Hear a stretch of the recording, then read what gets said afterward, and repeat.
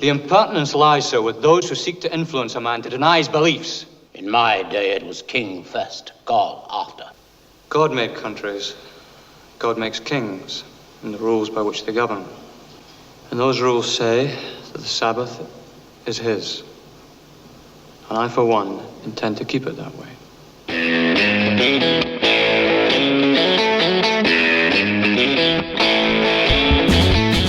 Hello and welcome once again to the Cine-Files, where today we're continuing our exploration of the 1981 Oscar winner for Best Picture, Chariots of Fire. My name is Steve Morris. I'm a filmmaker and directing instructor in Los Angeles, California. Hello, everyone. My name is John Roca. I'm a voiceover artist, a writer, producer, and host here in Los Angeles, California, CEO of the Outlaw Nation, and massive fan of this film. And where we left off, Harold Abrams had just hired Sam Musabini, the greatest track coach in the world, to help him win the Olympic gold medal. And we go to what is like a classic training thing, which is the slideshow of the competition. Yes. And we see the two Americans, Charles Paddock and Schultz. Is it Dwight Schultz, I think? No, Schultz. Schultz.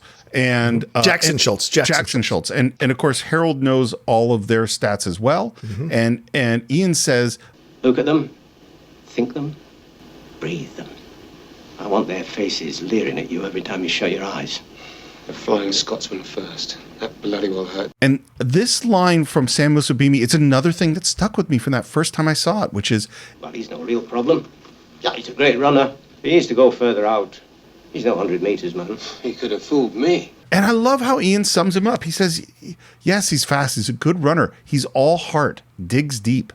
A short sprint is run on nerves, tailor-made for neurotics. Oh, thank you very much. And he brings him over and he says, come here, Mr. Abrams. And they go step into the light of the slide, which people would never actually do, but is great dramatically in film. And basically he says, you're overstriding. And he takes out these coins and says, overstriding? Death to the sprinter. Slap in the face, each stride you take knocks you back. And he slaps him. 3 times. And that. And what's funny, again, it's really the same moment. Is Harold is angry. Yes. And then he smiles. Yeah. Is that we had the moment with Aubrey about the kosher Frankfurter. We had the moment with Sybil with the pig trotters. And now we have the moment of Sam Musabini literally slapping him in the face. But yeah, he likes this guy. Well, this is who Abrams, to win his affection, you have to bring something to the table. And then you have to cross over that wall that he's built around himself, right? He builds that wall of protection. Once again, this is why I connected this guy. He builds that wall of protection. And then once you earn that comment or earn that moment or earn that physical strike, he knows it's coming from a different place because he has a affection for you. And it lets him put down his load for a moment. And you can see the human being behind this pugnacious desire to succeed that is Harold Abrams, you know. What's interesting, I hadn't thought about it before, but there's a moment later with Sam Musabini after the race where they're drinking, and Sam, I don't remember the line exactly, but he says like you put out like you're this hard guy, but you're really a softie. Yeah. And I hadn't thought about it, but that is these 3 moments. Is once you get past Harold's defenses, once you're in, he is a softie. Yeah. He is, in fact, a loving person in his way. Which is why he has those defenses, because he can be easily hurt. And so he builds up those defenses so that people won't hurt him. And he only lets you in when you earn it after spending time with him. And then he shows his real self. You know, and I think most people who are sensitive build those walls up on purpose to keep the hurt out. It's funny. And again, we go back to this, what gives you the strength to see the race to the end. But I don't think you become a person like Harold Abrams with his drive and discipline if you're not easily hurt. Yeah, exactly. Because that's what drives him. Pain drives him in a lot of levels. Yeah, the pain and the need for recognition. This is what drives him. The pain and the need to be noticed, to be seen. Yeah. Know? As opposed to Eric Liddell, he doesn't run out of pain. He's not easily hurt. It would be very hard to hurt Eric Liddell because he knows who he is. Yeah. Even, and it was funny, we're going to get to, there's, I think, 2 parallel scenes that we're going to get to, one with Harold and one with Eric, that are very, very different. in the way but we'll get to that in a minute. And now we go into our training montage, and we see Ian training Harold with this high stepping with a cane, which, by the way, that is Ian Holmes' idea. So he had the cane from the costumers, and he's talking to the guy who's actually doing the training is a guy named Tom McNabb. And apparently once Ian got cast, he was talking to Tom McNabb all the time. How would you stand? How would you do this? What are you looking for? What are you trying to see in a runner? Blah, blah, blah, blah. And he goes to him, and they were doing some high stepping exercises, and he goes, oh, well, I have this cane. Do you think a trainer would ever use his cane and hold it? And Tom's like, yeah, that would be a good thing to do. And that's where that came from. And the other thing that's funny is that some of this is just their actual training, because they had to train. And the director's like, well, we might as well just get him in costumes and shoot it. And we see Eric running. He's running on the beach. He's running in the hills. And then we have another scene with the sister, because he showed up late. I said I was sorry. To me, it's not me you've insulted. How will you bother? He has a Scottish disagreement here. Yeah, he's like, oh, why you bother? And then there's a thing, He says, don't fret yourself, which is an expression I love. But I do fret myself, Eric. And in the midst of this, of course, a little girl comes and asks for an autograph. And just his charming, here, you could pick the pen, and leans over, exposing his jacket pocket with pens in it. It's just lovely. And then he tells his sister, let's go for a walk. I have something to say. I've decided. I'm going back to China. The missionary service have accepted me. And she's thrilled, because she thinks that he's saying, I'm not going to do this running thing. And then he says, but I've got a lot of running to do first. I believe that God made me for a purpose. For China. But he also made me fast. And when I run, I feel his pleasure. That line has stuck with me forever. Yeah. Why? Just the idea of having that kind of a connection, an organic connection to God, that it's not like, speak to me, God. It's running. When I run, I transcend where I'm at, and I connect to my Lord, and I feel that I'm doing the best with what gifts he gave me. And it's just a fascinating line in that way. When I run, I feel his pleasure. I'm more connected to God, not in the church, not in the singing, not in the talking about the Bible. I am connecting to God when I am running, doing what he built me to do, or what he believes he was built to do. So to me, that there just carries a weight to it, an extra weight to it, that I think is very noble. What just occurred to me is that Eric Liddell and the writers and filmmakers, one of the things they understood, but these terms didn't exist yet, was flow state, which is something that athletes talk about today, which is this feeling of, and I don't know if you've experienced this in various times. I've definitely experienced it doing Aikido, and even, sometimes speaking or doing the podcast or things like that, where suddenly it's all working. Everything is just happening. And it's like, Obi-Wan Kenobi talking about the Force. Does it control your actions? No, but it also obeys your commands. There's this feeling of, I am doing it, but not doing it. I'm in total control of the situation, and yet it's all just sort of happening. Yeah. I'm not up in my conscious mind. I'm just flowing. And that's what Eric, and I wonder, of course, he feels God, which is not what I feel, but I think there's something the same in there. Is that when you are acting rightly, when you are doing what you are supposed to do, when you have let go of everything else, that's when he feels God.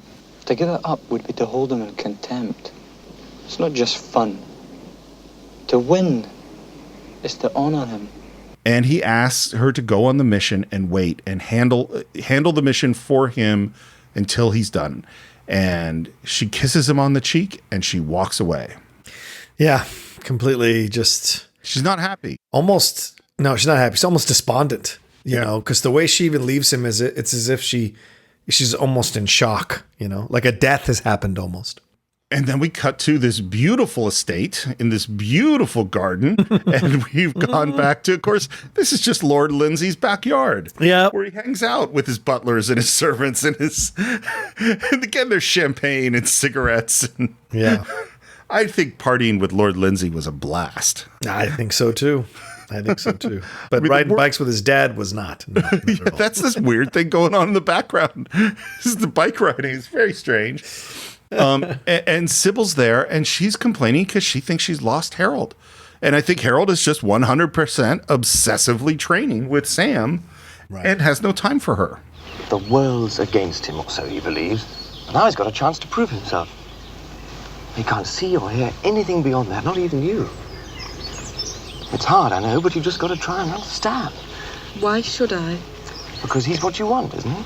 And she's looking at him going, well, why aren't you like this? Don't you want to be, the fastest? And he says, well, to be a fastest, not the fastest. Yeah. Yeah. I think his is a fascinating character. Lindsay? I think he's an essential character to the movie. Oh, yeah. You have to have a little bit of lightness because everyone is so intense about what they're doing in terms of the running. Lindsay is the balance. Well, and he's also representing this thing that we're going to talk about as we go forward, which is the amateur, the gentleman athlete, not the obsessive, compulsive, this is my life, but the I can do it or I can not do it. I can win and drink champagne. I care about it, but I don't care too much. Because to care too much would not be classy. The fastest man ever before. That's immortality. Just think what it means to a man like Harold. Well, to me, the whole thing's fun. But you talk about two scenes that parallel each other. This parallels as well, right? The two most important women in each of their lives. Eric's sister and Sybil for Harold. And they both feel like they're being pushed aside for the Olympics. So, and this is true. A lot of athletes' wives or husbands have said this exact thing, that when their particular significant other starts to focus in, they become a side of the whole situation, a side of everything. They're just another thing that they have to be pushed aside because the focus is so you have to understand that, And Sybil is the one that's, both of them, I guess, are having the most difficult time understanding this life. Well, in a way, Sybil's more like Lindsay because she sings because she loves it. Right. But she's not driven. We don't get the sense that she's driven. She's like, I like doing this and it's fun. Yes. And I work hard. It's not that Lindsay doesn't work hard. She works hard. But she doesn't understand what Harold is going through, what drives him. Right. And then he tells his servant to get his spikes. The butler pours champagne, a glass on each hurdle. And he tells his butler, who's the closest thing he has to a coach. Ready, my lord! Now, Coot, if I shed a drop, I want to know. Touch but not spill, what? The image of the guy running hurdles with champagne on every hurdle is just amazing.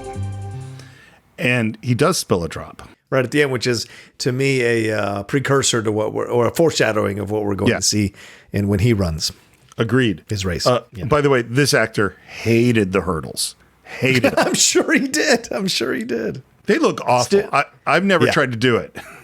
I did once when I tried, because this film kind of inspired me to pursue track and field a lot in middle school and in high school, and I was never great at it. But I tried those hurdles. That's no joke, man. Yeah. I mean, the speed and the timing and the precision of it all, trying not to clip your toe on that hurdle after you jump it is so difficult. Yeah, really hard. We're back at Cambridge. We're back with our older gentlemen, John Gielgud and Lindsay Anderson, sitting having a nice dinner with Harold Abraham. Life slips by, Abrahams. Life slips by. But this fine old university of ours, she offers some rare consolations, wouldn't you say? Beyond measure, sir. By the way, this was Ben's third day of shooting. Wow. And this was a lot for him to deal with. I bet. I bet two legends like this. Yeah. Of course. I can take it then that you would be acutely grieved to discover that any behavior or action on your part were causing her grief. Naturally, sir, I would. Deeply. And what we get into is a conversation in their subtle, not so subtle British way about amateurism. Is that they believe in the amateur games, in amateur athleticism. The amateur. The amateur. The way they say it. Yeah. And they talk about, that athletics are an important part of growing people, that they give you a feeling of loyalty, comradeship, mutual responsibility. Abrahams, I'm afraid there is a growing suspicion in the bosom of this university. And I tell you this without in any way decrying your achievements, in which we all rejoice. But in your enthusiasm for success, you've perhaps lost sight of some of these ideals. May I ask what form this disloyalty, this betrayal takes? And they say, it's your coach. You have hired a professional coach. In this moment, man. Is he an Italian? Of Italian extraction, yes. I see. But not all Italian. I'm relieved to hear it. He's half Arab. The classism and the racism are just hand in hand in this scene. Yes, as they are. Do we take it that you employ this Mr. Masambini on a professional basis? And he goes, yeah, he's the best coach. He is the expert, the most modern, thoughtful, on and on and on. Yeah. And they go, yeah, but he's a professional. What else would he be? He's the best at what he does. Yeah, of course. It's just so logical to Harold. It makes no sense. But there, Mr. Abrahams, I'm afraid our paths diverge. You see, this university believes that the way of the amateur is the only one to provide satisfactory results. I am an amateur. You've been trained by a professional. You've adopted a professional's approach. What's so interesting to me, this idea of the amateur, which is now gone from the Olympics. Yes. I mean, essentially, Yes. they're all professionals. Is that what this really was a classist thing, because only a wealthy person could be an athlete. Because a poor person could not devote the time to athletics necessary because they had to make money. And this idea of the dilettante, the amateur wealthy athlete, is so classist and really horrible, in my opinion, and something that had to be destroyed. I mean, I like it as the idea of, oh yes, we're not competing for money, but it's like believing in the superiority of your class based on not allowing the other classes to participate in the competition. Oh, you mean like Major League Baseball not allowing black players to play for many decades and then claiming those records should still stand. Yep. I find that to be fascinating as well. Yeah. It's the same thing. And again, it goes to the thing we said before. The anti-Semitism against Harold's dad is perfectly connected to this. Oh, he's a tradesman. Well, how the fuck else is someone supposed to make money if they're not born a lord like Lindsay?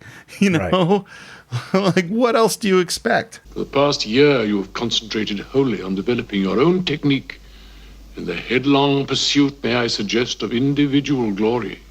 Not a policy very conducive to the fostering of esprit de corps. And you can feel Ben Cross's anger, but his resentment, and you can also see him holding it together. Yeah. Which is part of what makes the scene great. He says, I am a Cambridge man first and last. I am an Englishman first and last. What I have achieved, what I intend to achieve is for my family, my university, and my country. And I bitterly resent your suggesting otherwise. Yeah. And they say, your aim is to win at all costs. At all costs, no. But I do aim to win within the rules. Perhaps, sir, you would rather I played the gentleman and lost. To playing the tradesman, yes. And I don't believe them. I think they want him to win. Yeah, right. But they want him to do it in a certain way. Yep. This, and Steve, it's so funny. This is the first time we see him confronted with this anti-Semitism that he's been talking about through the whole movie. Right. This is the first moment where it really comes to bear. And he's, he says to Sybil, I say to myself, he says to Montague, it's all in your head. Or he says to Sybil, you wouldn't know because you're not Jewish. You wouldn't ask, you're not Jewish.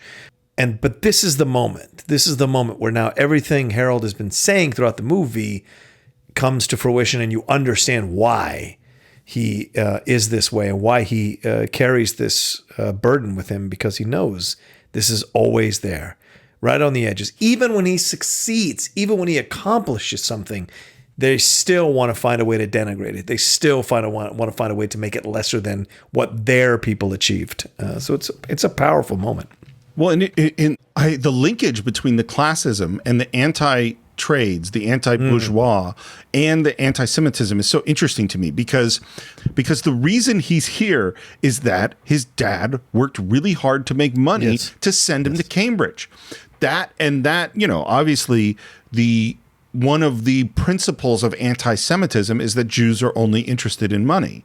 What he's doing is applying the hard work, the discipline, and the professionalism of his father to his own drive, to his own goals. And that makes perfect sense to them. And the thing that got him into Cambridge, his father's hard work and his hard work, is the thing they want him to pretend not to do. Yeah. You know what I mean? Like, they don't want him not to work hard. They just want to maintain this illusion of amateurism. And he doesn't allow them to do that. Thank you, sir, for your hospitality. The evening has been most illuminating. Then he gets up and you see he's going to leave. And you see him debate, am I going to say it? Yeah. And he stops and he says, You yearn for victory just as I do, but achieved with the apparent effortlessness of gods. Yours are the archaic values of the prep school playground. You deceive no one but yourselves. I believe in the pursuit of excellence, and I'll carry the future with me. And he walks out. It's a great retort. A phenomenal retort. I'm just like, damn, Harold. I mean, he just destroys them. And their response after he leaves is, well, there goes your Semite. A different god. The way he says it, a different mountaintop. Oh, It's so denigrating. And then I love this moment too. He goes outside, and that's when he has the emotional reaction. Yes. Yes. Almost breaks down. Because he doesn't want to give him that. I'm not going to give you my course. emotion. You don't deserve it. Yeah. I don't know, but my guess is you've done this exact thing. I certainly have. Yep. Where I kept it together for the thing, and then I walked outside, and that's when I broke down. Oh, yeah. But then this is also the moment that Aubrey comes up and is like, hey, we're going to the Olympics. And we're getting onto this boat, and the reporters are calling out. Mr. Little, sir, what about the qualifying heats on Sunday? What did you say? On Sunday, do you think you can beat the Americans? And then he's shuffled onto the boat. So this is the Sabbath. Remember, he told that kid he can't play ball on the Sabbath. And now suddenly he finds out at the moment he's heading off to the Olympics that his qualifying heat is on the Sabbath. Right. And this is the race he was going to run against Harold, which Montague says a few seconds or a couple of minutes before this, when they're announcing, Montague says to him, Eric Little made the squad as well, rivals under the same flag. And Abrams says, I can't wait. Right. So this race is now being set up as the sequel race. And this is the interesting thing about the movie.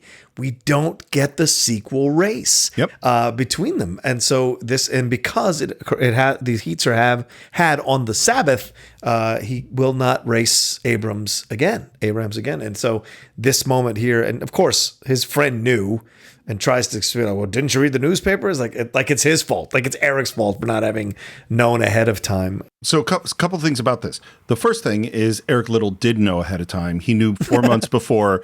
He had already decided not to run. It didn't happen at the last minute. This all happened. This is all compressed to make it extremely dramatic. It's extremely successful in the film. It is not accurate. But he did definitely decide not to run on the Sabbath. That is 100% true. The other thing about it is, to your point, is that the movie sets up that this is a competition between these two guys. In fact, just the line after Harold runs the courtyard, I don't think there's a faster man in the country, and we cut to Eric Little. That is classic set up a competition. Then we have Harold lose. Classic set up the competition for the rematch.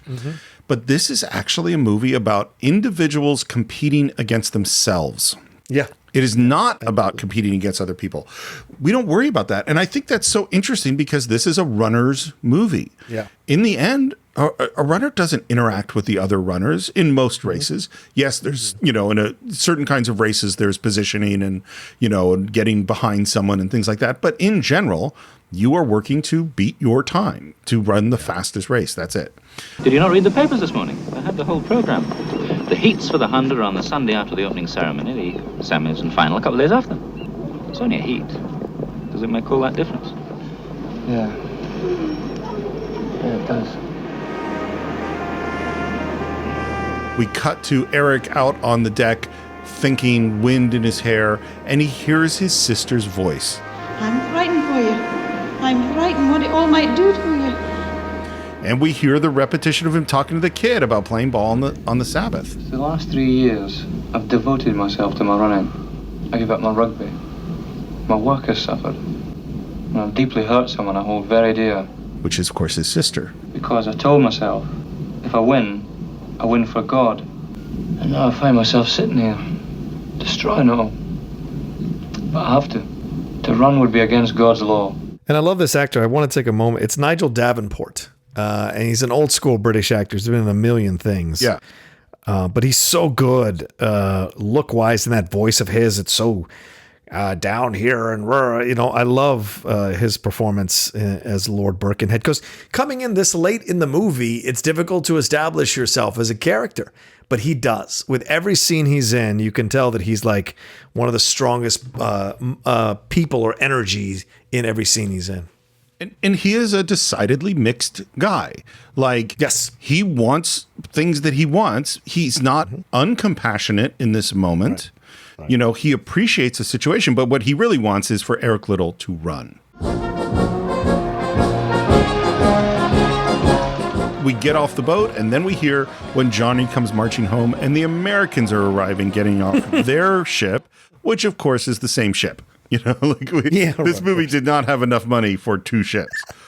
And we see newsreel of the Americans. And this is one of the interesting things is now we finally reach a time where athletics are being filmed. Mm-hmm. This is the beginning of this. Obviously it's in the last decade that this is really happening.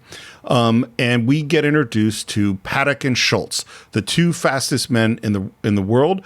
And Paddock is played by Dennis Christopher. And I was watching him going, who is this guy? What do I know him from? Of course, he's from Breaking Away. Yep. Which is another movie I watched over and over and over again as a kid and loved. I haven't seen it forever. Yeah. And he did it as a favor to be in this movie. He did it as a favor to Putnam. He asked him, would you want to come in and do this small part? Blah, blah, blah. He's like, yeah, sure. I'll go have fun. Why not? It was for a week or something like that. Yeah. And as I think you mentioned before, Schultz is Brad Davis, who was in Midnight Express. Yeah. Which I think I saw, but I have no memory of. I saw it recently. I hadn't seen it since it came out. And I saw it recently, like 7 months ago on IFC or something. It's still a brutally unsettling and graphic film. And I, for the 80s, I just was like, ooh, this is a tough film to watch. And so, I don't know. It's like drug dealers, and it goes to like Turkey or something like that.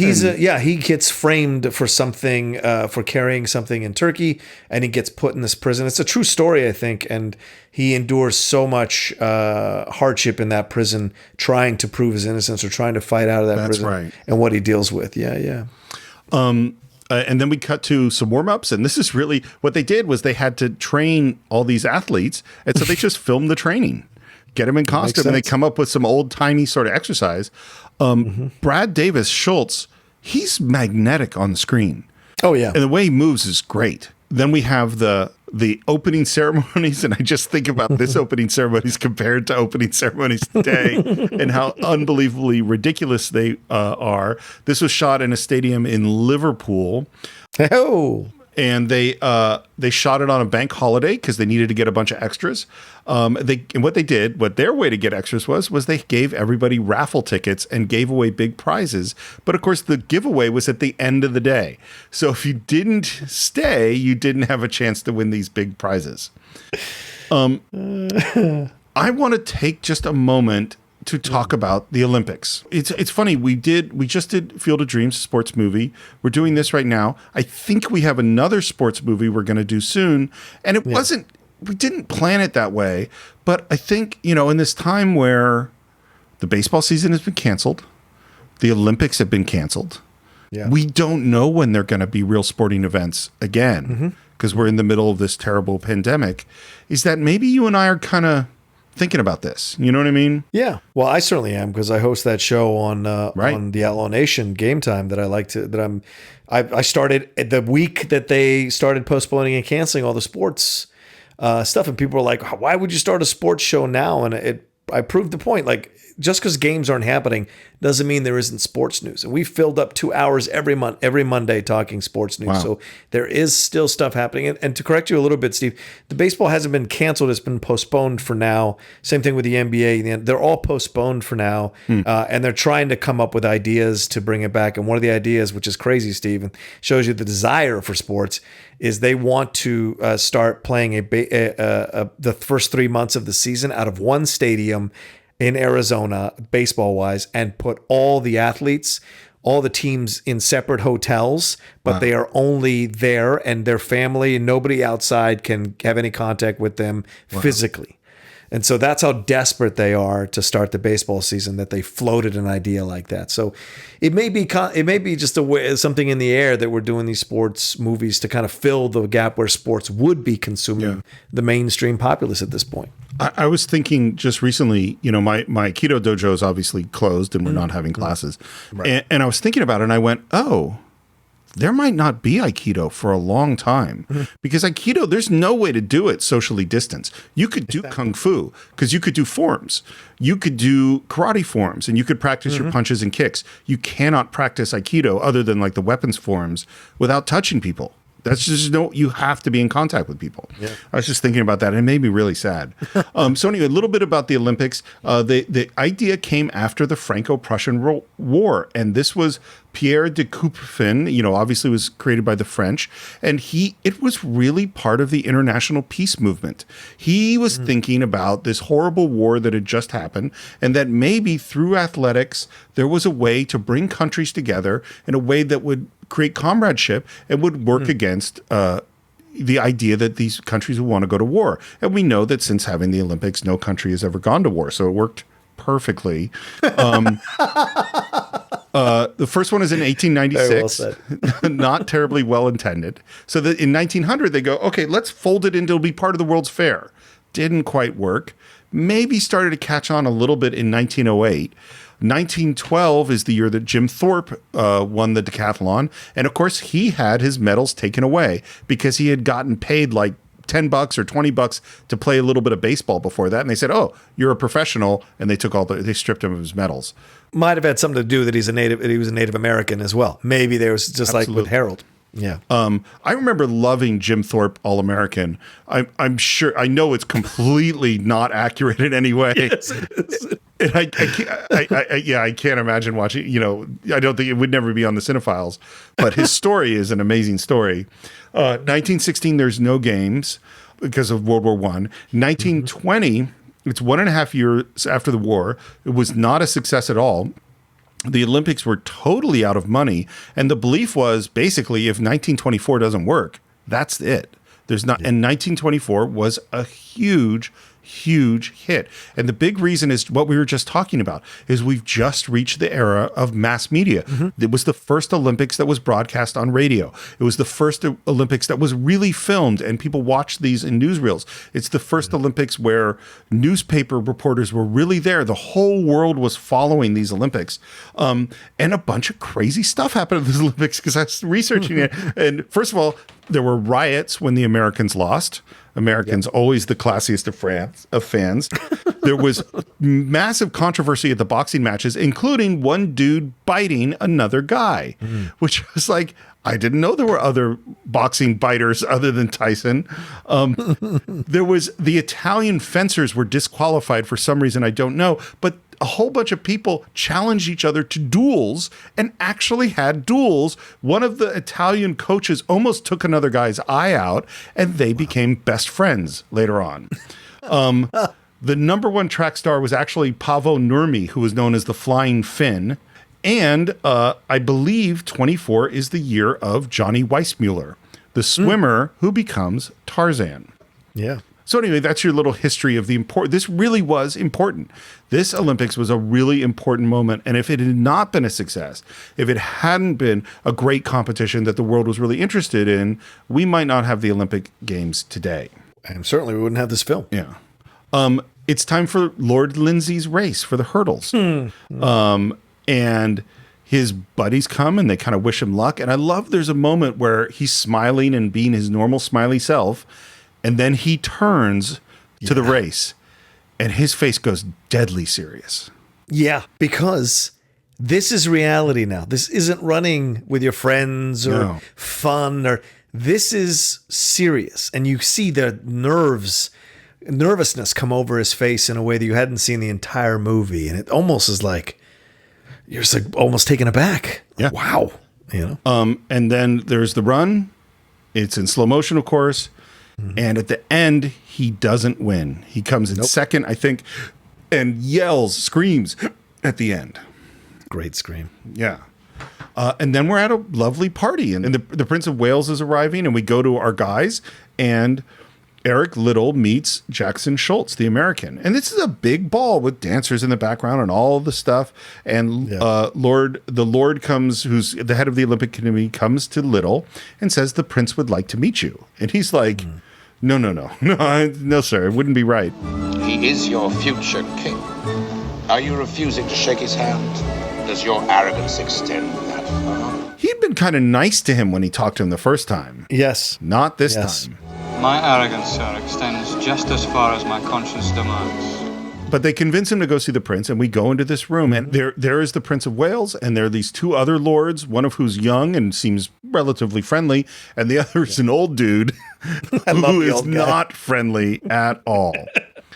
By the way, the young guy you just mentioned, he's in Downton Abbey. He's a significant part of Downton Abbey, so still working that guy. But yes, the old dude is the guy. He's so good. And I think that this scene is, in a weird way, a parallel scene to the one with Gielgud and Harold about the professionalism. Absolutely. Is now they're going to put him on the spot and make him make a choice.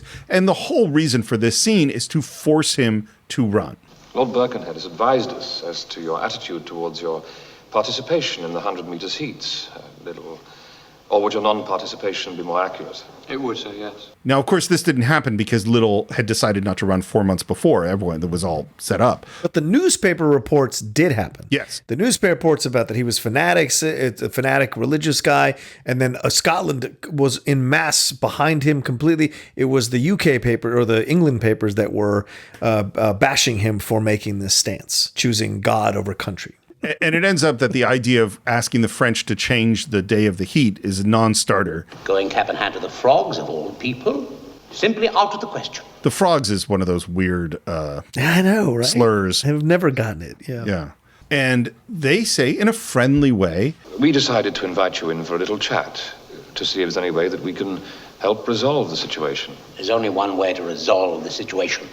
That's for this man to change his mind and run. Don't state the obvious, Cadogan. We've to explore ways in which we can help this young man to reach that decision. I like that sentence because he's essentially saying, we're going to force you to reach, this is what you're going to do, but we're going to do it in a way that you want to do it. That's our goal. Yeah, right, exactly. I'm afraid there are no ways, sir.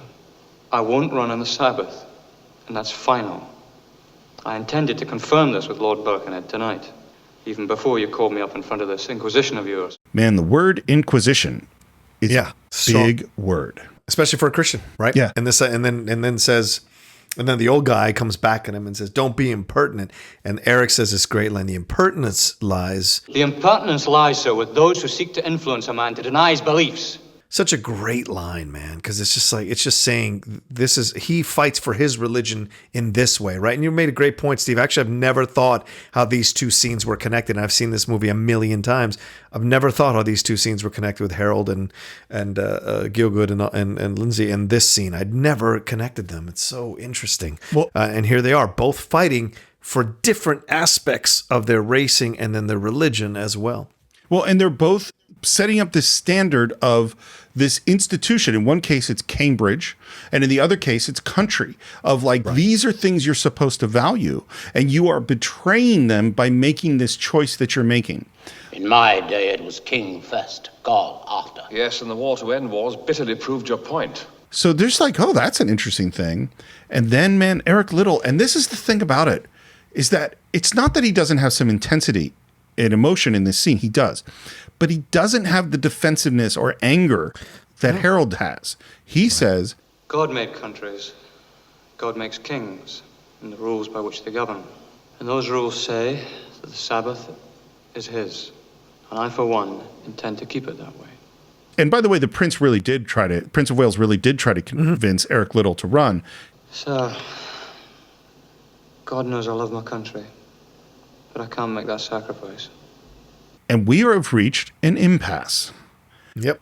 And the person who is going to solve this impasse is our good friend Lord Lindsay, who knocks on the door and enters with the suave confidence of an aristocrat. Of a lord. And says, I do apologize for barging in like this. Fact is, I am fully aware of Eric's dilemma. And I wondered if I could be so bold as to suggest a possible solution. Another day, another race. What the devil is that supposed to mean? 400 meters. It's on Thursday. I've already got my medal, so why don't you let Eric take my place in the quarter? And Eric, too, is in that moment is so over. And once again, you say it's not historically accurate, obviously, but we're dealing with the movie. He's so overwhelmed by this. He starts to stand up, and Lindsay does this incredible thing where he says no. He has him sit down because he's doing it in honor and respect to Eric. And I wonder if Harold's thing kind of opened Lindsay's eyes to this, because he has no contact with Little. He has no conversation with Little. He's never been friends with Little. We don't see anything in the movie where they're connected. But maybe Harold's dedication to his pursuit and his talking about the religious persecution, or being persecuted as a Jewish person in the world, maybe that has affected Lindsay a little bit for him to walk in and make this stance, because nothing out of the movie prompts you to believe Lindsay would make this stance, other than he's a genuinely decent fellow. But him coming in, and then he stops Eric from standing and makes him sit back down again and says, really simply, just to see you run. And there is this kind of reverence, right, and respect for the talent of Eric Liddell. And maybe him getting second place also motivates him to make this moment, because the last thing he'd want to do is not find some way to help Eric have his Olympic moment in this situation. So I don't know. I think those are all great points, and he's such a great character because he's, in a weird way, so consistent, because the first experience we have with him is him running the courtyard run to support Harold, not because he thinks he can win. He goes, I think I can push you on a little bit. I can help. Right. And then in the scene with Sybil, who he is attracted to, he says this thing about, I can be a fastest, but I can't be the fastest. And imagine how important that is to Harold. This is where I think you're totally right. I think he has learned a thing about Harold. And then if Harold loses, that is going to drive him even further to win the next time. Lindsay loses and gives up his spot. Yeah. And the line, just to see you run. I think while he is the champagne drinking, cigarette in his mouth, wearing the robe, he seems like this light person. He actually has a deep sensitivity and a real sense of honor and what's right. And that's what leads him to do this. Yep. There's a little moment after Eric agrees and leaves between the two lords. I thought the lad had us beaten. He did have us beaten, Effie. And thank God he did. I don't quite follow you. Well, the lad, as you call him, is a true man of principle and a true athlete. His speed is a mere extension of his life, its force. We sought to sever his running from himself. For his country's sake, yes. No sake is worth that, Effie. Least of all, a guilty national pride. It doesn't spend a lot of time on this theme. Right. But the post-World War I England and the national pride is really important in this film. Also, what's going on right now in England in 1980, man? Is there, how far away are the Falklands? Just started. I believe the Falkland issues just started, and I think Margaret Thatcher is prime minister at this time. Yeah. So maybe there's this kind of because it's almost like an anti-war kind of thing rolling through this thing. And it's kind of really subtle, one of the lower chords in the film, So one of the things I was thinking about with this film that is really interesting is it is very patriotic, very pro-British, very pro-British national identity, but at the same time, it is really anti-establishment. Mm-hmm. So it's tearing down certain structures within the culture while simultaneously being a patriotic British film. Yeah, it's showing a progressive way to be pro-British, accepting of, immigrants, accepting of Jewish, and understanding and accepting of religion. that kind of thing. All of it showing you different new ways that you can show pride for England that isn't part of the old establishment. Yeah, totally.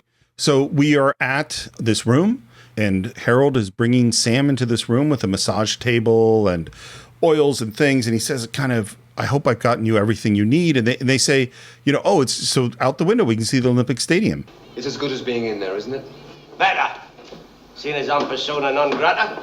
Because then that's our only hint that he is not allowed in the stadium. He's a professional. Because he's a professional. And then there are people going into church, and Eric is preaching. And what he's preaching about relates very much to the scene he just had with the prince. Behold, the nations are as a drop in the bucket.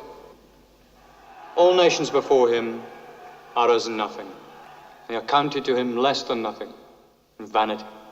And while this is happening, we're intercutting with the races. And we see Harold in that opening heat, the one that Eric was supposed to be in. He bringeth the princes to nothing. He maketh the judges of the earth as a vanity. And we see Harold loses. Yeah. And then we immediately cut to Sam scolding him. He calls him juvenile. Juvenile! I know, Sam. He giveth power to the faint, and to them that have no strength, he increaseth might. And those who have no strength increases might is the moment that Aubrey falls in the steeplechase. But they that wait upon the Lord shall renew their strength. Then we see Aubrey get up. They shall run and not be weary. And they shall walk and not faint. And we see Aubrey lose. Yeah. And his lose badly. Exhausted, weeping, crying at the end of that. It's just, I mean, this guy's barely in, he doesn't say a lot in the whole movie. Yeah. But he has moments that are really great. It's heartbreaking. Yeah. And they try to comfort him, and he turns away. You know, both directions. I love that. By the way, it was extremely hot during the Olympics, and like out of I think it was the steeplechase, 40 guys, or no, it was the cross country. 40 guys started the race, only 15 finished. It was so hot. Holy crap! Yeah. Wow. The sermon intercut with these races is just really, really brilliant, and it made me really think about the suffering of athletic pursuits. Yeah. You know, it's so funny. So I said a little while ago that I'm starting doing little karate classes with my son, and we were doing some stretches and some horse stances, and he's kind of going, well, this hurts. And I'm like, yeah, it hurts. That's getting anything you want, building any skill is going to hurt. And he goes, well, why would I ever want to do anything that hurts? I'm like, well, this is what it is. Lord Lindsay. I don't know, Lord Lindsay. Exactly. You've got to step up a little bit. And the thing I thought about is part of the reason that sports movies work so well is that sports are metaphors for life. Yep. Because all of us are going to pursue things, and all of us are going to have defeats, and all of us are going to struggle, and all of us are going to go through pain. And it's so directly compelling and so relatable. Yeah, agreed. And then we cut to this fascinating scene with Aubrey, who's just lost his race, and we're just looking at his face, and we are hearing Harold speak in this unbelievably honest way while Sam is giving him a rub down. Mm-hmm. And it's just kind of amazing. Do you remember when we first bumped into each other, old man? We shared a taxi, remember? You made me feel an age-old, burdened, sour, even superior. That was the miscalculation of my life. Once again, you talk about mirrored scenes. It makes me think about the scene he had with Montague earlier in the film when he's like, it's an ache, you know, the look or whatever. Totally. This scene is very similar because Montague is Aubrey's just sitting there like just in awe that Harold is revealing. And this is a broken Harold here talking to him and telling him, you know, you're my most complete man. You.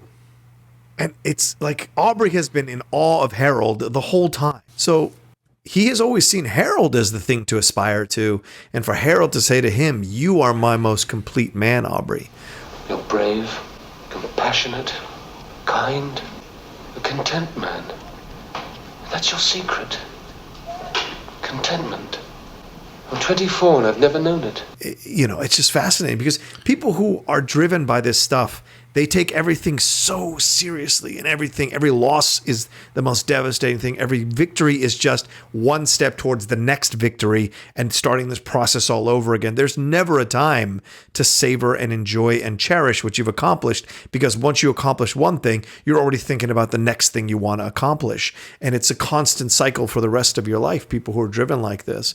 And that's why they see people who are not as, like, who don't take this stuff so seriously, who don't have to live their lives with this drive as, you know, complete, as happy, because they are never happy. I'm forever in pursuit, and I don't even know what it is I'm chasing. And then he turns his head away. And it's very obvious that he's deeply moved at this moment and can't look Aubrey in the eye. Aubrey, old chap, I'm scared. Sam and I, we've labored, rowed and bullied for this. And for what? I was beaten out of sight in the 200. Then that paddock tricked me in the semi. And now, in 1 hour's time, I'll be out there again. I'll raise my eyes and look down that corridor, 4 feet wide, with 10 lonely seconds to justify my whole existence. Wow. Remember the opening of Harold.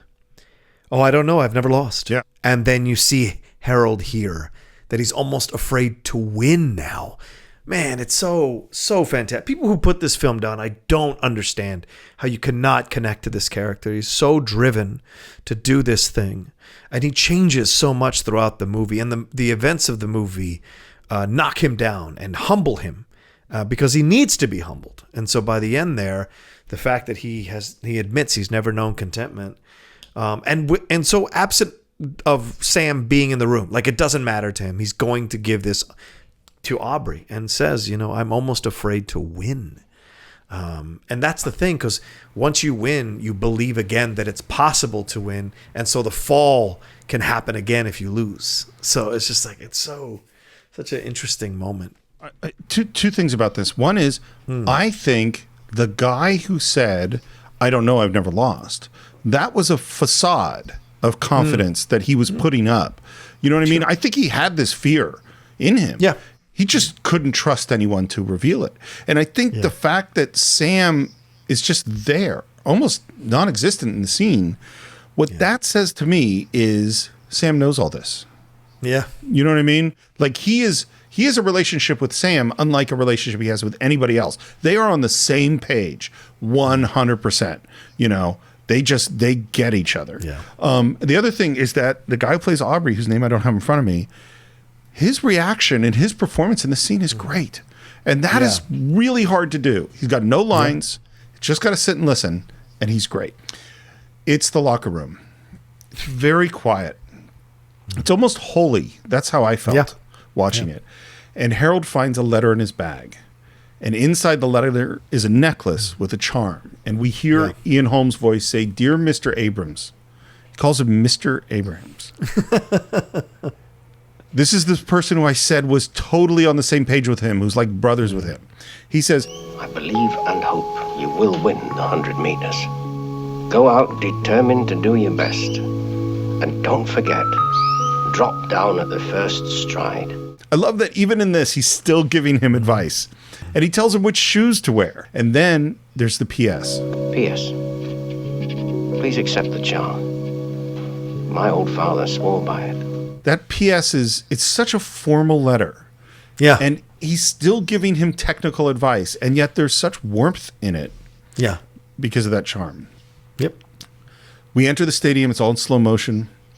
We see the prince. We see Eric is watching the race. And his friend says, Regrets, Eric? You're not down there with them? Yeah. No doubts then. What's the difference between doubts and regrets? Well, I regret. Wow, that's a good question. Doubt would be that you question your decision, right? That you'd be, but regrets would be something you'd carry afterwards, right? So that's the way I look at both of those things. A doubt is, oh, did I make the right decision? And that can haunt you for a while. Regrets can haunt you. Don't haunt you in the same way because at least you tried or you made a decision based on your principles. I think it's such a great distinction because there are things in my life where something went wrong and I have regrets. Yeah. And a lot of them I blame myself because I made the wrong decision. Right. And there's some where I know I did what was right and that it didn't go well. It didn't work out the way I wanted it to. But and this is, I think, so important is like you can regret what happened, but still believe you did the right thing. And that's what he's done. And then there's more slow motion in the getting ready and warming up. The sound becomes non-objective. It becomes subjective, so we're not hearing the crowds anymore. The music is coming in. And we see, and again, this is the thing I still remember, is them having trowels and digging the hole because they don't have blocks at this time in order to give them the best possible advantage. And I love that as they kneel down and get into the starting position, that the charm that Sam Musabimi swings out and then he has to put it back under his shirt. And here's the thought I had, is I wonder if part of why Sam gave it to him was he thought, because it will take him out of his head just a little bit. Yeah. This strange thing that feels different is going to make him not obsess in the same way about these 10 seconds. Yeah. And then he looks down the line and we see, it almost looks like a tunnel. And just before we'd heard him talk about these 4 feet and 100 meters. And what they did, the cinematographer did, is he painted the other lanes black to create that illusion of the tunnel. That's brilliant. Which I think is great. And then there's this huge, long, slow motion build. And then when they run the race, it's in regular speed. And it lasts 10 seconds. And Harold wins. And there's cheers. And by the way, he pushes through the tape. Some people say that Harold invented that. Or Sam Musabini, that he's that particular body position of throwing your chest forward at the last second, that came from this. I don't know if that's true, but some people said that. And then what's so weird is we run the race again. Now we see it in slow motion. And we go back. It's such a bizarre way of editing this. And we go back and see all the details. And one thing about slow motion, again, this is a filmmaking thing, is that particularly at this time, if you want to shoot something in slow motion, you have to decide in advance. And you have to decide exactly how slow you want it to be. So if you want to shoot something that's half a speed, then you shoot it at twice the frame rate. So we're normally 24 frames a second, so you shoot it 48 frames a second. If you want it in a third of the speed, you shoot it at 3 times and 4 times. So you have to make all these decisions in advance. One of these is at 200 frames a second, super slow.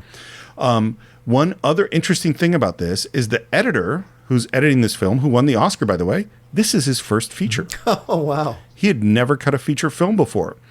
And what he did, which I think is really interesting, even though they shot out of sequence and they shot some of the Olympic stuff in the middle of the shoot, he said, I don't want to edit any of the Olympic footage until I've edited the whole rest of the movie, because I want to really know these characters before I edit them in the climax of the film. I think that's really interesting. And I also think that only a first-time editor would edit this sequence this way, showing it in real time first, then going back and showing it in slow-mo and repeating and repeating. I think it's really fascinating. But it also feels like it's shot like a sports situation, right? Where you watch it and then let's go to the instant replay. Let's take a look from this angle, blah, blah, blah. So it almost is shot. And I wonder, because there was only so much replay back then in the 80s, I wonder if this kind of like sparked ideas to do different angles of replays and things of that nature going forward, Well, I'm sure you remember this too. I remember when those early NFL films really started in the 80s. There was so much use of great slow motion in those movies, and great music too. Yeah. By the way, I had to look it up. So Harold's world record was the 100 meters in 10.6 seconds. That was his world record.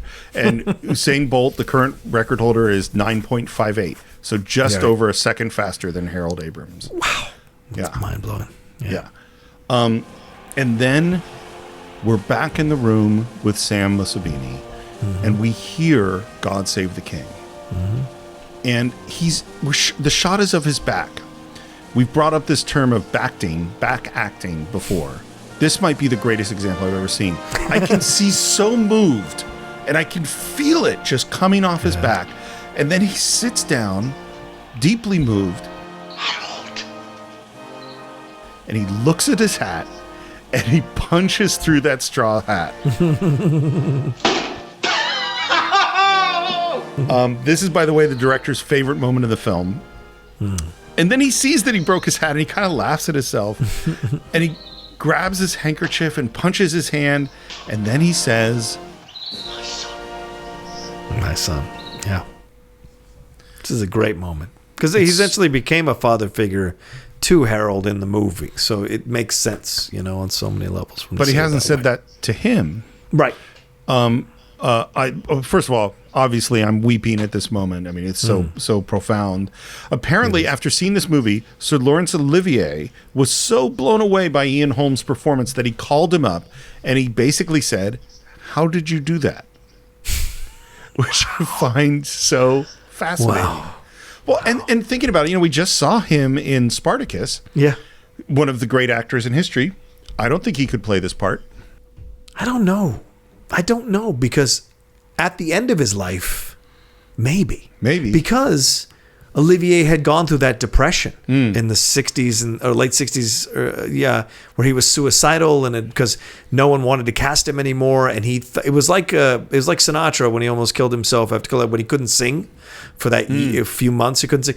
Olivier went through a period of deep depression where he couldn't act anymore. Nobody wanted to cast him in stuff. He could not get back into acting anymore. It was almost like what Harold said, right? He was almost afraid to succeed because of the losses and the failures he'd endured. So I would have loved to have seen Olivier's version, especially because if you watch The Jazz Singer, the Neil Diamond movie, not a good movie, but he is extraordinary in that movie as Neil Diamond's dad, as the rabbi. I have no memory that's... I haven't seen that movie and I think I only saw it once and a long, long time ago. Yeah.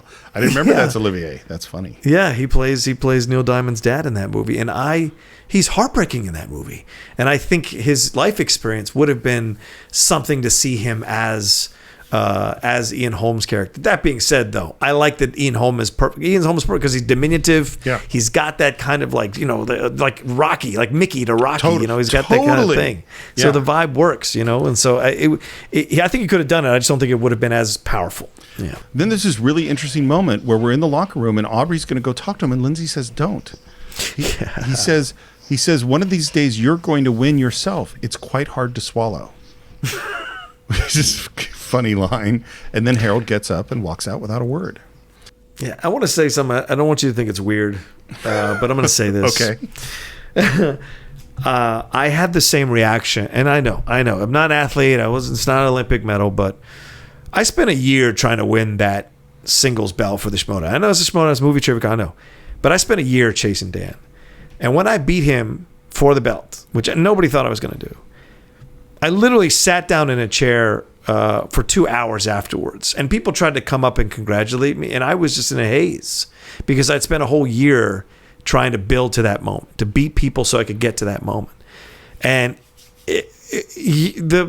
so it's a microcosm of what they're talking about. It is true. Once you actually accomplish something that you've set your goal to do, it's almost weird when it happens. It's almost like, wow, I don't know what do I do now? It's so weird. And so I love that they have this realistic moment, because I'm sure athletes have had that moment where they're like, I don't know how to talk to anybody now that I've achieved this thing, All right, you reminded me of a story that I'm gonna tell, and I would say there's a 96% chance I'm not going to get through this without crying, but I'm gonna do my best. So after the assistants, which we talked about, I said in this podcast about wanting to leave it all in the court. Yeah, and we went to the Vale Film Festival, which is a really solid. It's what you call a mini major. So it's not like Sundance or Tribeca, but it's like Palm Springs or Mill Valley or one of the important film festivals. Right. And the assistants did great at that film festival, and it was very popular, and the crowds were big, and people were talking about it. And then we go to the award ceremony, and the assistants won the audience award, which was for Best Picture. So which is the one you really want to win, in my opinion. Yeah. And I went outside after, and the first thing I did was to call my parents. And I called them to tell them It's going to be really hard to get through this. And it was when my dad was dying of ALS. And it's rough. His voice was really weak. Yeah. Because he was sick. Telling him we won. Take a moment, man. Take a moment. Don't sweat it. I mean, you're going to edit this anyway, so don't take a moment, man. Don't sweat it. Hearing his voice congratulate me, I can't tell you how it felt. Yeah. Yep. Because of all the work. It's a validation, you know, and I remember the first time my dad finally saw me act when he hugged me after he'd driven down to Florida to stay with my mom to see me. And he hugged me and he said, I get it now. I understand. I broke down in his arms because I had waited for my father's approval for 10 years as I pursued this. So, yeah, I mean, and the same thing here, right? Harold, Musabini's reaction is like, you know, like a proud father.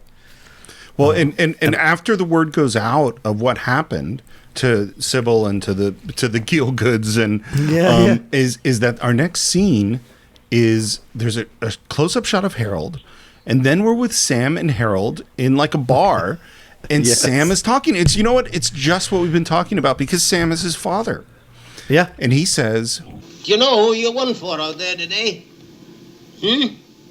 Us. You and old Sam Musabini. I've waited 30 bloody years for this." And one of the things I love about the scene is, like you and me with our dads, Harold doesn't talk. Yeah. And Sam grabs him by the jacket and says, "It means the world to me, this." And if all the world can do is they want to go home to bed, then they can go to hell. And then Harold, who's drunk, stands up and holds his glass out on a toast and says, To Sam Musabini, the greatest trainer in the world. It's the first line he speaks since the victory. It's the first line he speaks. We see him speak. Because, and again, I'm not comparing myself to this World Runner. I know you're not comparing yourself with the Schmodown, but I know, I understand. I understand these feelings. That's what makes movies great, the universality of them all. We're back at the Olympics. And we see Eric, he's getting ready for the 400. And he shakes hands with every runner and says, "Good luck. Don't expect I'll see you till after the race." And everyone else is like, what is this? Who is this guy? And one of the American runners goes to his coach and says, "What's the deal with this guy?" And the coach is like, "This guy's no problem. He's a flyer." After 300 meters, rigor mortis sets in. You'll pull him in on a rope. And then here comes Schultz. Watch out for Little. Coach says no problem. He's got something to prove, something personal. Something guys like Coach will never understand in a million years. I think Schultz stands out as such a character with so little in this film. Yeah, and we didn't mention Steve. They have an interaction at that party. Before he goes and talks to the prime minister, right. Jackson goes up to him and says how much he respects the stance he made and that, that he understands the kinship with God and things that. So they lay this little quick seed that now comes to play in the next seconds when Schultz walks over to Eric Little and hands him this message that has a script passage in it. Well, and I want to say one thing before we get to that, for this great moment, is that I think he's got something guys like Coach will never understand is a perfect plant and payoff from Ian Holm saying he's wasted on the 100 meters. Yeah. Is that he needs to go longer. So we're already going, yes, we know that this guy has something in him. And then, yes, just as you says, he hands him a note, and the note says, it says in the old book, "He who honors me, I will honor. Good luck," and signs his name. Which, of course, is what Little said, right? "When I run, I feel his pleasure." Yeah. And what they say in the Inquisition, right? "We sought to sever this man's running from his person," and they're connected. And so everything is a connection. It's an organic extension of himself, the running. And this race is so perfectly constructed. We hear that line. So where does the power come from to see the race to its end? From within. and he is in slow motion, and we just hear the footsteps. We don't have music yet, and the sister is there watching, and again we hear another line. Jenny, I believe God made me for a purpose. But he also made me fast. And when I run, I feel his pleasure.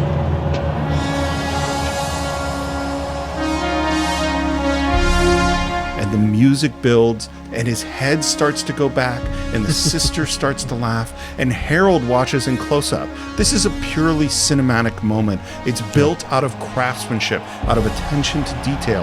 And then he leans back and finishes the race and wins, and it is so moving. And the response, of course, goes around the stadium. The prince nods. He waves to his friend, who points to his sister.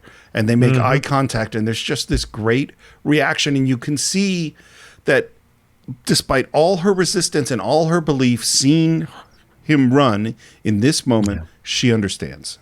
And they're carrying him around on their shoulders. They didn't carry Harold or anybody else. They're carrying him on their shoulders. Well, and I think because the story, and it's funny, I wrote this down, I wrote it in all caps. Faith is more dramatic than discipline. That's why it ends with little. Yeah. His story is the more moving. I mean, not as we just noticed from just a moment ago. It's not the most moving for me personally, but in terms of dramatic filmmaking, this is the story to end with.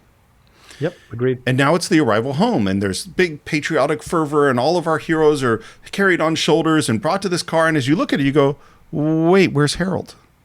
And then they all go away, and it's quiet, and there's Sybil, our actress, and she's looking around, and the gates are closing, and people are cleaning up. She's like, where is he? And then he comes out all alone. I love that. I think that's a great, great choice. It's typical of him, too. Yeah, he doesn't want all that. He didn't do that for all that. Yeah. And then we hear a choir rising, and the choir is familiar. Because it is, in fact, the choir we heard at the beginning of the film. And we go back to the church, and I think it takes a moment to look at the boys' choir and realize we're in the present again. Because I think you've forgotten. I think you haven't thought about this, how this all started. Well, Andy, he did it. What's that, old boy? He ran them off their feet. Nicholas Farrell and Nigel Havers. Those are the two actors who play Lindsay and Montague. They're fantastic. They're great. And they're really good old men, too, man. It's very believable. Yeah, they're good. And we get a little on-screen text. It says, Harold married Sybil, became an elder statesman of British athletics, and died in 1978. A couple of things. One is he actually hadn't met Sybil for the Olympics. He met her years later. Oh, really? Yeah, This was all added? Yes, that's not in there. But he is an amazing guy. So he was a huge celebrity. His races were, really, really important. He ended up breaking his leg and couldn't run anymore, and he described that as a relief. He became the head of the BBC. He wanted to do commentary on the 36 Olympics in Berlin, but the BBC wouldn't let him go because it's Berlin in 1936, and he's Jewish. Of course. And so he basically quit the BBC and got a job as an assistant manager for the British Olympic team in order to get to Berlin, and then got himself in front of a microphone, and he was broadcasting from Berlin, and he was feet away from Adolf Hitler. And he says if he had a gun, he would have shot him. Wow. He was the timekeeper when Roger Bannister broke the 4-minute mile. He's the Forrest Gump of England. I know, right? He was in all these. Eric Liddell did go back to China, and in World War II, he was rounded up by the Japanese. He had a brain tumor, and he died in captivity before the end of the war. Yeah. One other very sad note that I found out. Ian Charleson, the actor who played Eric Liddell, he died in 1990 at the age of 41 from AIDS. Very sad. Yeah, and I think Brad Davis passed away from AIDS as well. Oh, really? If I'm correct on this. Yeah. So double sad to these two guys who stand out so powerfully in the movie. Obviously, because Ian Charleston's the lead, but Brad Davis in the limited screen role still has an effect on you. It's sad to know of their passing both from such terrible disease. Yeah. And then the movie does this really, really strange thing, which it goes back to them running on the beach. And it's a weird choice, and yet it really, really works.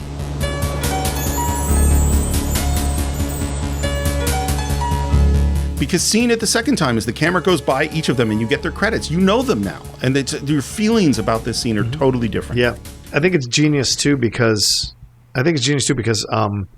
it allows us not to end on a down note. I bet it was Putnam who said, "No, we can't send them out of the theater sad that these two dudes are dead. We got to give them something to inspire them back up again." And maybe this was added later on to just kind of as an end button for the movie.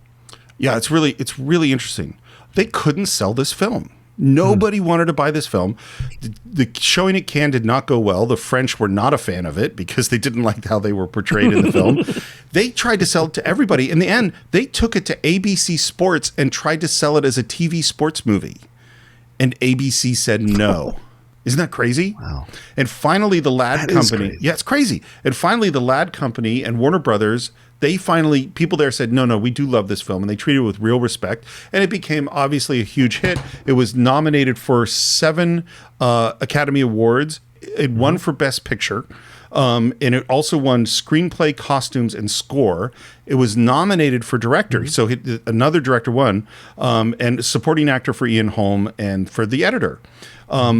The movies, by the way, it was up against, we already said Raiders of the Lost Ark, Reds, Who Stole Their Costume, Atlantic City with Burt Lancaster, and On Golden Pond, which got a lot of the acting nominations. I'll give my final thoughts first. I'm really glad we revisited this movie. I found it really, really moving. It just made me cry a bunch. And it really made me think a lot about, it's the central question to me of the film, what gives you the strength to see the race to the end? And I think what we see is two people that get their strength from very, very different places. And yet both of them see the race to the end.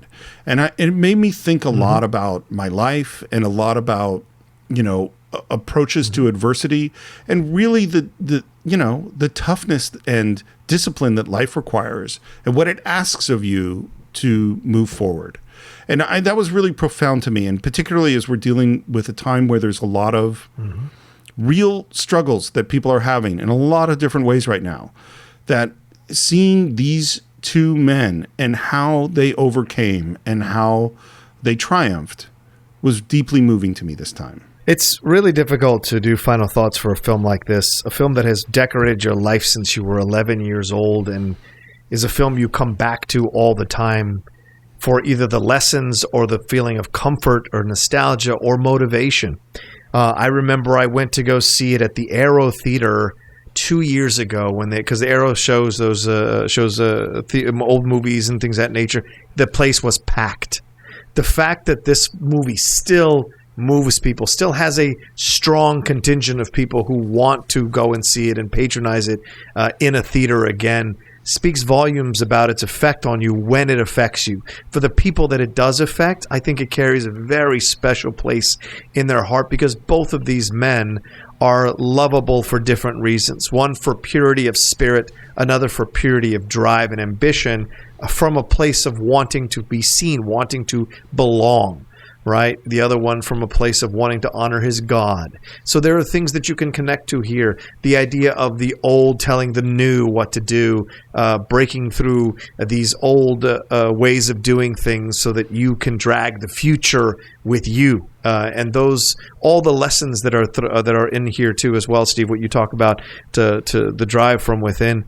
But I think even more so, it is the drive to do something in this world, to leave a mark or leave a legacy, however it may be. Is it your chosen profession? Is it your family? Is it yourself? Whatever it may be, there is something to get from this movie that you can take into your life and use. Not just the speech he delivers at the race, but also the sermon he delivers when we're watching the montage of everybody's Olympic races near the end of the movie. There's a special power in that as well. But overall, I think it's just a movie that will touch your heart and won't let it go once it gets inside you, and you'll enjoy revisiting it over and over again because it almost always feels like you're rewatching it again for the first time. And it really just capture the purity of the essence, rather, of a sports movie. This idea of two underdogs, both for two different reasons, trying to achieve this thing and overcoming obstacles and barriers, both real and imagined to accomplish them, and leaving a legacy for people to follow afterwards. And what can I tell you? It's a film I love to pieces, and I hate that majority of critics don't revere it in the way that it should be revered. But in the end, that's how it goes, because they love Raiders of the Lost Ark more, or they think Reds is a more accomplished film. This is one of those little engines that could, and I love that it did, because I don't know if I'd be the person I am today if I didn't have a movie like this that still speaks to me in the tough moments, in the trying moments, and in the moments when I want to give up. Not to get too emotional, but it has always found its way into my heart, and the words and the dialogue have always given me a strength or a motivation in the toughest moments. And that score is so incredible. So, I mean, that's what I would say there. So that is what we think of Chariots of Fire. Of course, we'd love to hear what you think. If this is your first time seeing this film or your 50th time, you could always visit us on our Facebook page, do a search for the Cine-Files, subscribe to the show at iTunes, YouTube, on Stitcher, on Spotify. Please leave a review on iTunes. Leave your comments on YouTube. If you want to buy or stream Chariots of Fire, you can do it on our website, cinephiles.net. If you want to support the show, go to patreon.com/thecine-files. We're doing more and more stuff there, much more regularly than we've done before. If you want to follow the Cine-Files, you can do it on Twitter at @Cine_Files, on Instagram at the Cine-Files Podcast. You can follow me on Twitter at SRMorris and on Instagram at SRMorris1. John, how about you? You can always follow me at The Roca Says on Twitter and on Instagram. And please come and subscribe to my YouTube channel, www.youtube.com/John Roca. And it's the Outlaw Nation channel. A lot of content coming. Some more stuff coming down the pike very soon for people to enjoy and savor. Thank you. And I think that's it for this week. Hope all of you stay safe, and we'll see you next time on the Cine-Files.